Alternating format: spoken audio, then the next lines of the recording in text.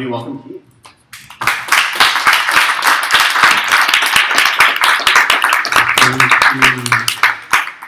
And thank you to my groupie.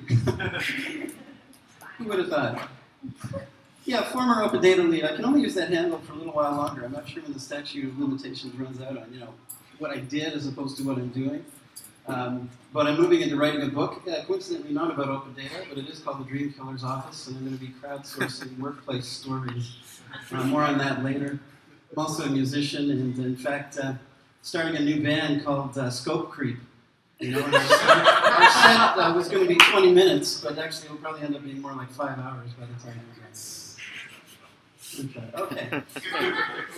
Keith Unleashed. Well, I thought I would talk a bit about glass ceilings and mountain climbing in relation to my journey in open data. I was with the initiatives from the beginning, which I'll talk about, to our present day. And there's the analogy of the mountain as well. People would say, why climb the mountain? Why? Because it's there, exactly. And in the case of open data, it's similar. We used to have to answer this question all the time. Why open data? Why should we be doing this? And we would say not so much because it's there. It's really not there. Yet we collect it, meaning the city, and we should be releasing it. So the journey started actually several years ago. And I do have a clip from then Mayor Miller, which talks about it specifically. But we have to backtrack just a little bit from when Mayor Miller made an announcement about that. So this is in the beginning. It was actually a Web 2.0 conference in 2008. Then CIO Dave Wallace wanted the city to actually get in on the bandwagon of social media development and what was known then as Web 2.0. And I think sometimes we forget about this. And this was just when Twitter was coming in, and it's quite different now, some years later. But back then, cities in particular weren't really getting involved. And this event was scheduled to talk about that. So it was at City Hall a couple days long, and there was a keynote speaker named Mark Sermon. How many of you are familiar with Mark? So he's a pretty good dude. He's with the Mozilla Foundation, and he's really on the bleeding edge of things. So Mark came in and did a lunchtime keynote address. Mayor Miller was in the audience, and Mark was talking about really utilizing the full capacity of the citizens and developers and industry in Toronto when it comes to tech. So Mayor Miller, really, you can see, he was quite kindled by this. He did a thank you, and we just knew that something might be afoot. And in fact, if we fast forward to April 2009, at the MESH conference, Mayor Miller made an announcement. And it took me a while to actually find the clip of him saying this, but it was a significant moment for the Open Data Initiative. So I will play just some of that. There's so many talented developers in the growing ICT industry. How do we promote new ideas, support new projects, and inspire new applications? How do we increase the value of the work already being done every day by the Toronto Public Service? How do we promote innovation, tap into the new engagement and collective creativity of Torontonians to build a great city?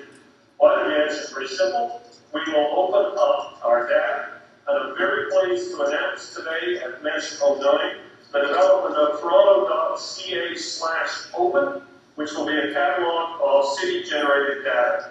The data will be provided in standardized formats, will be machine readable, and will be updated regularly. This will be launched in the fall of 2009 with an initial series of data sets, including static data like schedules, and some feeds updated in real time. Among those feeds will be data from the 311 call center, which goes live in June of this year. The benefits of the City of Toronto are extremely significant. Individuals will find new ways to apply the data, improve city services, and expand their reach. By sharing our information, the public can help us to improve services and create a more livable city. And as an open government, sharing data increases our transparency and accountability. So we went on to talk a bit more, but if you think about that, that statement can still resonate today. But that was the mission, and we heard about this shortly thereafter, and I was in the IT group. And we all went, say what? Although we knew that there might be something afoot, we really weren't aware that he was going to make this announcement at all. Talk about sprint. We had to sprint into action along with the city clerk's office. Why city clerk's office? Because the whole privacy side, how are we going to publish this thing? That's why IT got involved. But we did make that fall deadline. It was November, actually. I guess the anniversary is November 2nd. 2009, so toronto.ca/open, as the mayor promised. How many have actually been to that website at this point? Oh, great, excellent. So it's evolved somewhat. At the launch, there was 8 data sets that were released, and this screen cap goes back, I think it's still around 206, maybe just a little bit more that they've published. So that was obviously a big event, and I think it does demonstrate, and we'll talk about this just shortly too, the fact that there was an authority behind this push to get it done. And if you think about it, from April to November, not that much time, especially in city terms. One of the things I learned working for government is that city time, government time is very different than real time. So if someone in the city says, it'll take about a year, we're actually looking at like dog years, so it would be a 7-year project. But that's incredibly fast turnaround to get something moving and actually have a website in place. So Mayor Miller asked, and sure enough, it happened. Shortly thereafter, once it was launched, some of the things that needed to happen happened. So things like the license, policy, governance, the whole publishing idea, how are we going to work that out, and obviously beginning some engagements. Interestingly, around this time, there wasn't that many cities involved as well. There was Edmonton, Vancouver, Ottawa, and certainly Toronto trying to figure this out. We were all learning from each other and investigating what was going on around the rest of the world. Now, if a city is starting to get into open data, a lot of these things have been established. So there's a really good working license. City of Toronto did adopt the Pan-Canada license, which the federal government initiated about 3 years back. So Ontario, Canada, City of Toronto, various other cities in Ontario, some out west, have actually adopted the same thing. So the license is exactly the same.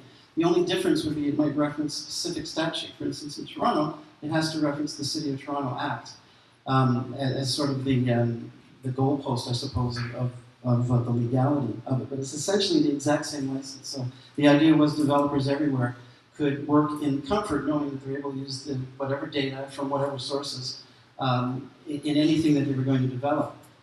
All this stuff never existed in 2009, so it took a while to sort all that out. And I would applaud the City of Toronto's efforts in that. I think they did some good work quickly. So this was early in. We're now around 2010, 2011. And we're starting to see now maybe where the glass ceiling starts to come into play, cracking through. I hate to use cliches, but I'm going to use one anyway. The low-hanging fruit cliche. And that was the stuff that was picked first. So a lot of the data that showed up was the easy stuff. It was either in a format that was ready to go, or there wasn't really any potential controversy attached to it. So eventually, you run out of that low-hanging fruit, and you got to get up the stepladder and do some stuff with it. And that's where things started to change a little bit for us. So we've had 3 mayors, actually, in my lifetime, working in the city on that initiative. Mayor Miller, Mayor Ford, and Mayor Tory. And I thought we'd do just a quick analysis and grade them, if you like. Mayor Miller would get a check mark, certainly. He's the guy who really began the thing. He assigned some of his staff to it. He kept IT and clerks certainly honest in terms of delivering on the deadline.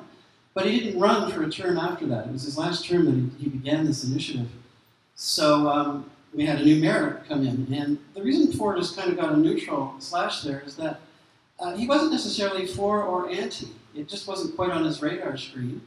But to be frank, the powers that be never really approached Mayor Ford and asked, would you be interested in continuing what Mayor Miller started? So it's hard to say where Ford would have been. He certainly had a reputation for the budget side of things and exposing spending and all that kind of stuff. So my suspicion is he wouldn't necessarily have been anti. He certainly didn't disrupt the initiative in any way. But we never really heard him speak about it either. And then we move into Mayor Tory, the current mayor. And there's a big question mark there because during his campaign he talked a bit about open data, but he hasn't actually said anything action-oriented since he's been mayor in terms of like Mayor Miller did. We're going to release more of our data sets. In his platform, he actually talked about doubling every year the amount of data sets on the website for the next 7 years. That was in his platform. That would mean, next year it'd be 400 data sets and then 800 data sets and so on. So that was one of the things in his platform. But again, nobody approached him directly. And one of the things I think I've learned in working in the institution is that you do have a bit of, you can only speak if spoken to. So it was very difficult for the level that I was at, for example, to approach the mayor. Interestingly enough, in the beginning, that wasn't the case. So I think what we had then was authority, yes. You need some form of hierarchy, absolutely, but there was major collaboration. So people at my level were able to actually openly talk to the mayor and work with his office. There was a lot of good dialogue. It was a perfect example, I think, of how things can work positively. Then there was an evolution, different mayor, etc., and we kind of lost that edge. So it became more or less impossible for working level, field level staff to engage in the same ways. Some of the same players are still with the city, but there has been some changes. For instance, there's a different CIO in INC, there's a different city manager now, and that tweaked things, I guess. And I would have to be honest, not necessarily for the better, in terms of a collaboration sense. Now, some of you may have seen this commercial on TV recently. You recognize it's sort of germane to what I'm talking about. It's a very smart plan, so we're all on board now. This is a stupid plan. So it kind of relates to what I'm talking about. There was a time in those early days where we could actually say, no, it's a stupid plan. I don't think we should do that. We could be honest. We had some frank discussions on that. Is no longer the case, and I think it's hurt the initiative a little bit because people like myself would often go out to groups like yourself, and we get a lot of feedback and discussion happening. We take that back to the ranch, so to speak, and it kind of died there. So that's a disappointment, I think, in the work that I did. I wasn't able to get much traction once I went back. And what's significant is once we saw some traction starting to happen on the political level, and I'll give credit to the councillor in particular in a second, things once again have started to pick up in the open data movement in the city of Toronto. So there were two things that happened. There was actually a government management committee in February that dealt with open data and that asked for a report from the Open Data Initiative folks around the state of open data and what could be done better. And then in May, the Executive Committee of Councils, this is all the chairs of the committee. So council chairs meet as one executive committee chaired by the mayor. And there was some interesting fireworks that happened at that session. So I tweeted this out. And another tweet that I put out, I think individually to the folks involved, which included Gabe and Alex, certainly their contributions, more happened in 12 hours than I was able to do in 7 years. And the reason was essentially the committee is basically asking for things to start happening and report backs and basically insisting that the full spirit of what Mayor Miller was talking about actually starts to happen in the city. So in other words, deliver on this promise of open data. The councillor, though, who really deserves a lot of credit is Paul Ainsley. I'm not sure if you're aware of this councillor in particular. He's gotten a lot of press lately around the subway debate. He's a Scarborough councillor. And he's actually anti-subway, which is kind of interesting. So maybe there's elements of a maverick in this guy. But nonetheless, when it comes to open data, he's been pushing for staff to deliver on the promise of open data. And he is the chair of the Government Management Committee, so therefore he serves on the Executive Committee. And he also has put together for various other committees some recommendations, in particular Parks and Rec and Fire, for Fire to release their calls data, which has long been asked for, and Parks and Rec to start releasing some of their data. So this is getting passed at the committee level, goes to the group involved, such as Fire, and there's kind of a commitment now that they're going to deliver this stuff. It's an amazing example of what I'm talking about by authority. So this clip, which is near my wrap here, has to do with that night, May 24th, and this is Mayor Tory's reaction to what he heard. I'm just staggered at the fact that we're doing so poorly at getting these data sets out the door. And you sort of ask yourself, is it a lack of priority? Is it a lack of cooperation? Is it a lack of urgency? Is it a lack of support? Or is it a lack of money? And I guess I totally support what Councillor Ainsley is doing. I totally support Councillor Thompson's comments. I think I have no idea if the proposal was put up there about $11,000 times the number of departments is the right way to go about this, but I would just say what we really have to have is somebody, and I'm afraid your name seems to be on this in the sense of this report, so you may want to change it. But I would say that, like in Parliament, you'd say you're going to have somebody come to the bar of Parliament and explain themselves if this isn't done. Because this is the minimum. This is the minimum, in 2016. And so somebody's going to have to come to the floor of council. I think there should be a deadline on here that says they're going to come to council and say this is either done or it isn't. But it's, somebody at the time to do the list of dog names out of the data. Who authorized that? Who chose that as a priority? Who had the time to do that but they didn't have the time to do something on landlord and tenant? I realize we're talking about people in different parts of the operation, but this causes the public and me, frankly, as the mayor, I just shake my head in amazement that somebody would have the time and choose to do a dog name analysis of that data, but wouldn't have the data done 3 years later on landlord and tenant. So it's got to get fixed. And Who let the dogs out? I think was one of the tweets. We could spend a whole other evening talking about that specifically, because actually the dog and cat people did a good thing. It was the papers, Toronto Star in particular, asked for that data set, and they released it. It's a good example if you have the data releasing it. Unfortunately, the second part of that was the other side of MLS, municipal licensing, who weren't as cooperative in terms of the asks. So I think that's an interesting nuance. But nonetheless, the mayor clearly wants something done, and he was referring to Peter Wallace, who was sitting beside him, and Peter Wallace is the city manager. Interesting sidebar to this, though, is based on his reaction, it looks like he wasn't too in the loop about the Open Data Initiative, the fact that it was around for 7 years. So I actually have had to do an FOI request to find out if the mayor and the city manager had been briefed, because I wasn't able to get a straight answer from that from the people that I was working with and for, which I found kind of dumbfounding, to tell you the truth. And I was really hoping that I'd have that information for tonight's initiative. It's supposed to be coming to me on August 10th.